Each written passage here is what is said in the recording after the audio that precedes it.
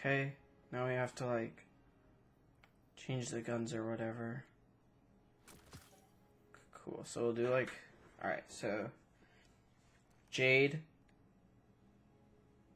Duke, Jade, Duke, Jade, Duke, Jade, Duke.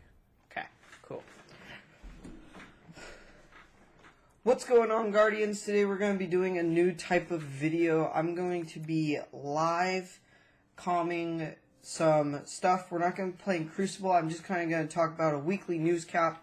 And more importantly, I'm going to talk about what you should do with your enhancement cores.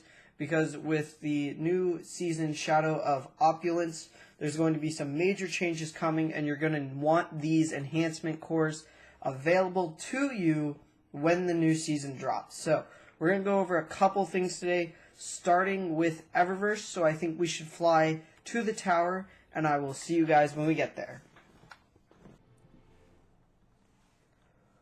Alrighty guys, we just landed at the tower, and so I'm going to show you some important things going on, and we're going to start with the Eververse store. Recently, Bungie announced on their website that there's going to be some major changes to the Eververse store. I'm just going to do a quick like TLDR. Basically, all of the Eververse armor from previous seasons are going to be turned into universal ornaments that you can use on all of your gear. All of the Eververse items are going to go to all the Eververse items that you've unlocked from every season are in your collections currently. When Shadow of Opulence comes around, you'll be able to purchase those for Glimmer and Legendary Shards rather than for Bright Dust in your collection system. And then when you dismantle things during Shadowkeep, dismantle Eververse items in Shadowkeep, you will only get Legendary Shards and Glimmer back instead of Bright Dust. The way you'll earn Bright Dust in the future is by doing activities like doing bounties or doing powerful gear. They weren't quite super specific about that, but you'll be able to earn Bright Dust from doing activities rather than doing these terrible bounties that no one really does. Or at least I always forget to do these because they're kind of like you have to go out of your way to do them. So rather than doing that, you'll be able to earn them in the wild, which is great. Earn them just by playing the game in the wild. And so with all of that being said, Luke Smith came out and said basically delete all of your Eververse stuff now so that you can stockpile a huge amount of Bright Dust before the new season releases, because then you'll be able, when the Shadowkeep releases, you'll be able to buy it all back with Glimmer and Legendary Shards, so it won't be a problem. You won't like have to spend your Bright Dust again. So that includes ships, shaders, ghosts, delete them all, sparrows. Get rid of everything you possibly can that'll give you Bright Dust back. Because that way, you'll earn a ton of Bright Dust, you'll earn a nice huge bank of Bright Dust, and that means you'll be ready for the new season when all of the new gear drops. With that being said, I want to talk about, with the new armor changes coming, there's a lot of other armor changes coming where we're going to be able to basically farm perks and mods in the open world from doing activities, which we'll then be able to use to craft our own armor sets, and we'll be able to put those on any armor in the game probably from year 2 onwards, so from Forsaken onwards, because that's where we have all the mod systems and stuff. So what I would suggest is do not waste your enhancement cores on, you know, leveling up your armor. What's the word? I totally forgot. Masterworking your armor. Don't do that. Masterwork your guns is fine because I feel like the guns are all going to be useful heading into year 3, all the ones that you currently use. But do not masterwork your armor because there's going to be major armor changes coming, and it's going to change the way that your armor systems are going to work, and it's going to change the armor that you're going to want to wear, because in the future you'll be able to look fashionable and be able to have good perks at the same time, which is really good and a problem we've had in Destiny probably since the beginning of Destiny 1. There are going to be other changes coming to the armor, so not only are we going to have mobility, resilience, and recovery, it seemed like from the Vidoc that we're also going to be getting intellect, strength, and discipline back. And for those of you that don't know, because you've never played Destiny 1, in D1 we used to be able to farm these gear builds that were called Tier 12 builds, where there would basically be these bars that you would fill up, and each bar that you filled up would reduce the cooldown. Intellect would reduce your super cooldown, strength would reduce your melee cooldown, and discipline would reduce your grenade cooldown. So it looked like those systems were coming back for our armor, as well as mobility, resilience, and recovery. So you're really going to be able to customize your build, your cooldowns with your exotic armor and stuff like that. It's all very interesting, but it probably means you're going to want to have these enhancement cores available to you to A, level up your gear because it's going to be a pretty major expansion, B, masterwork your new weapons, and C, masterwork your brand new customized armor sets that are going to be very important to you. So with that being said, I'm just going to show you a quick couple ways to farm these enhancement cores. Number one, and the only one I currently know about at the tower, is Banshee. Has weekly bounties and daily bounties. These three are your you get 3 daily bounties a day, 2 weekly bounties a week, and these let you farm mod components and enhancement cores, which are obviously, enhancement cores are kind of what we're looking to farm. Mod components are also going to be very important because you're going to want to use those mods, especially on your new armor and weapons. So with that being said, I'm not going to visit her, but if you go to A1, you can use you can use legendary shards and gunsmith materials to purchase new mod components that you can then turn into Banshee and herself for mods. But most importantly, here, enhancement cores, go to Banshee, get your daily enhancement cores every single day, preferably on all 3 of your characters. That's probably the best. Don't forget to delete your items from Bright Dust. A couple other ways you could get enhancement cores from the tower.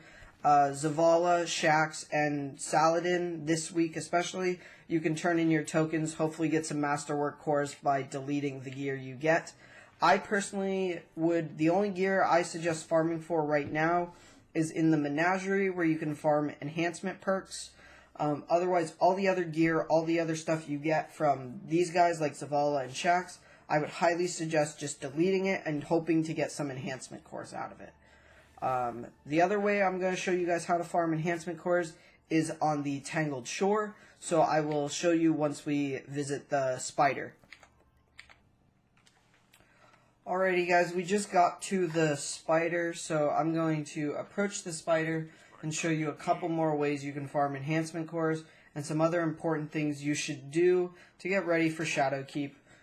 Just to get you thinking about getting ready for Shadowkeep, because then the last, week before, you're not scrambling around, and this is something you can do the entire season to really farm up and get a lot of enhancement cores over the course of the entire season of Opulence. So you have these wanted bounties here. I don't really do these because some of them you can find in lost sectors, so those ones are always nice.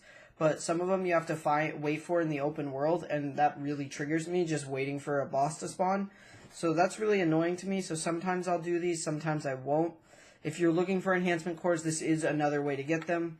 Also, purchase your 2 enhancement cores per day, one for 10 legendary shards, one for 20 legendary shards. I don't suggest purchasing the next one because 40 seems like a lot for 1 legendary shard when you just paid 30 for 2.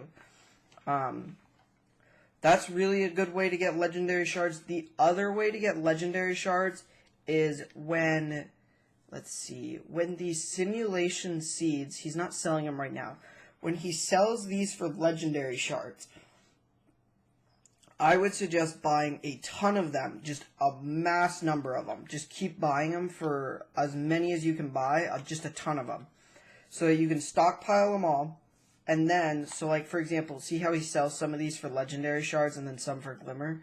When he sells them for legendary shards, buy a ton of them, visit the Mercury vendor, the Disciple of Osiris, and turn as many of them in as you want. Don't turn them all in because you're going to need some for some infusion fodder.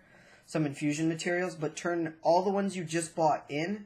You'll be given a bunch of legendaries back, and occasionally you'll be given a masterwork. It's about one masterworked item per every one masterwork item every so often. And when you delete those masterwork items, you'll get 1 or 2 enhancement cores back. The nice thing is, when you're deleting all of that stuff, you're also getting the legendary shards you just spent back. And it ends up to accumulating to about 1 to 2 enhancement cores every 10 legendary shards. So last time I did this, I think I ended up spending around 17 legendary shards, and I earned 3 enhancement cores. So it was about 3 enhancement cores for 17 legendary shards once I deleted all the gear and stuff like that. And I only bought 100 legendary shards then, or about 120. So what I would suggest doing is next time he comes around, spend like 200, 300, 400. Just spend a bunch of legendary shards, get a bunch of simulation seeds. The reason you do simulation seeds is because the Disciple of Osiris is like, gives the most masterworks, it seems like, of any of the vendors of year 1 gear. So that's really what I suggest doing. Other than that, I also just suggest purchasing when he's selling a certain resource. When he's selling a certain resource for legendary shards, I just recommend stocking up on that resource if you're not currently doing so. Because when Season of Opulence comes around, or when Season 9 comes around, or Shadowkeep comes around, you're going to want to have all of these materials. And I've already kind of bought a bunch of stockpiles, but I could always buy more, like 700, 400, 700. I don't have a lot of Baron Bow, so I'm going to have to farm those.